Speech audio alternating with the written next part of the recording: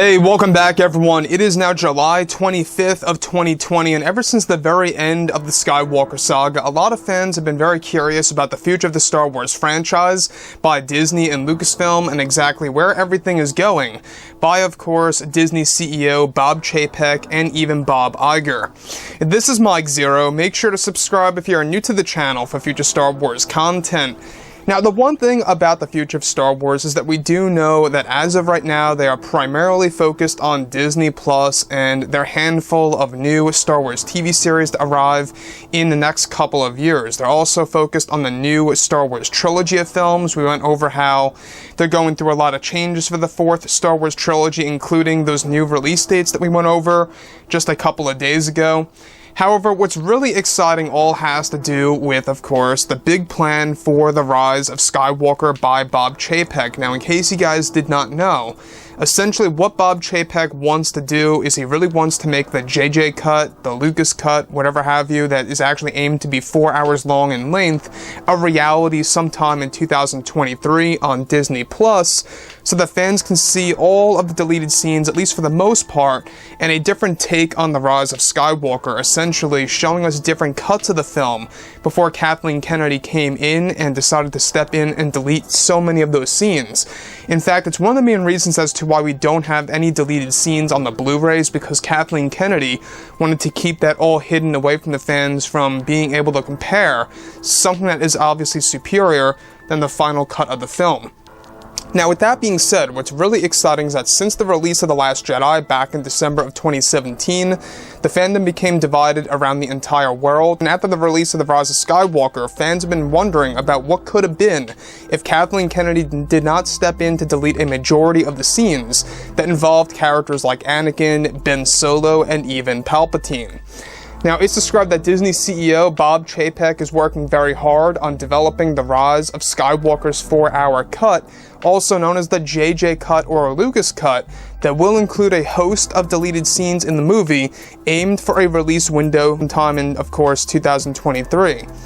Now, it's noted that one of the major scenes involved both Ben Solo and Palpatine in a Force lightning duel, where Ben Solo has yet to turn completely to the light side of the Force and is still considered to be Kylo Ren in the scene. The original scene by George Lucas and JJ involved a segment in which the older version of Palpatine would use Force lightning against Kylo Ren, where of course Kylo would catch the lightning and absorb it into some kind of energetic ball of lightning, where he would react the power and reject it back at Palpatine during the major battle, causing Sidious to fly into his own throne on Exegol. This is where Kylo would casually walk over to Palpatine on the ground, where Kylo would point his red crossguard at Palpatine, giving off a similar parallel to what Mace Windu did to Palpatine in Episode 3 with his own lightsaber. The scene would then progress to a moment in which Palpatine makes Kylo Ren, of course, also fly into a wall through the air by using a surprise attack such as the Force Repulse technique,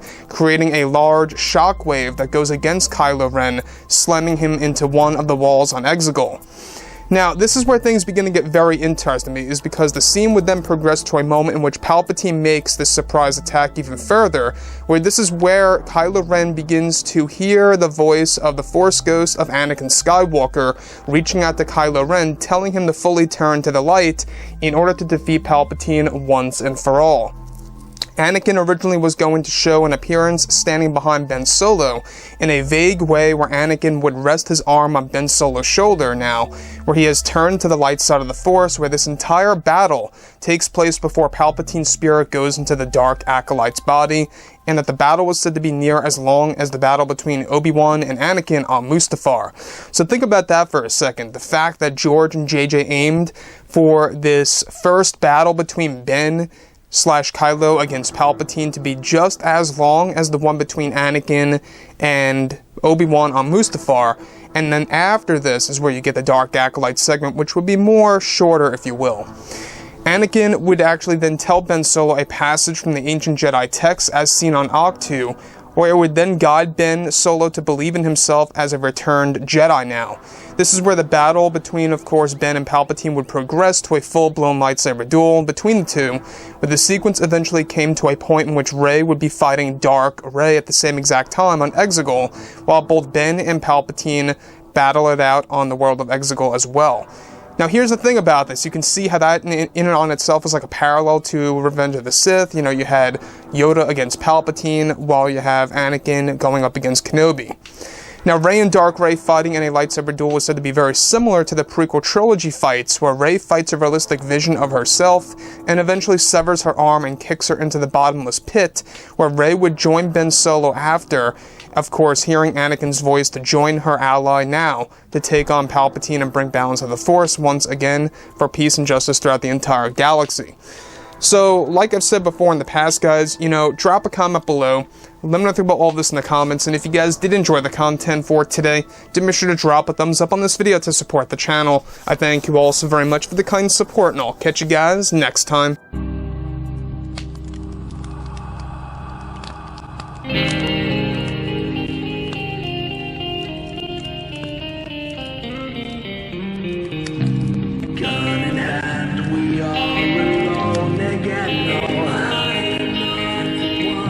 From night to moon, we hear them moans again. No.